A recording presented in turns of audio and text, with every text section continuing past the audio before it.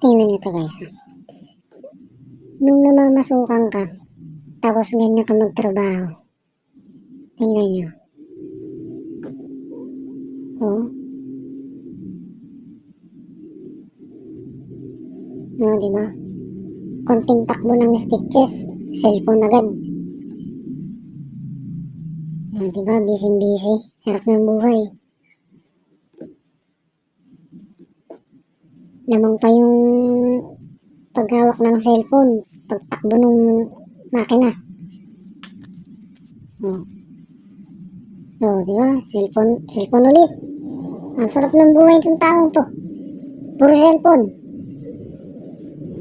Kung kayo yung amo, tapos ganyan yung trabador mo, lugi ka na. Wala nang natapos to. Di ba? Mas mahaba pa yung paghawak ng cellphone kaysa dun sa pagtatrabaho.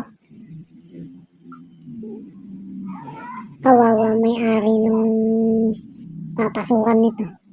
Oh. Ilang stitches lang, cellphone na naman.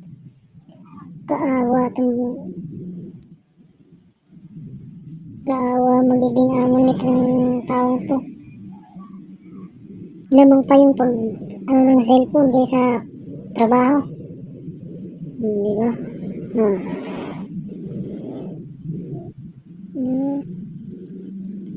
Tayo ulitin natin. Oops. Pahinga. Nagkuya-akoy pa ngayot. Laki ng tiyan eh. Tiyan lang dala. Oops. Pambira si cellphone ulit. Anak ng teteng ka. Tanggal ka niyan. Haba pa yung sinelphone mo kaysa pagtakbo ng makina. Diba? Magkamot pa. Paano eh? Pagod ka na yan? Takbo ulit. Wait.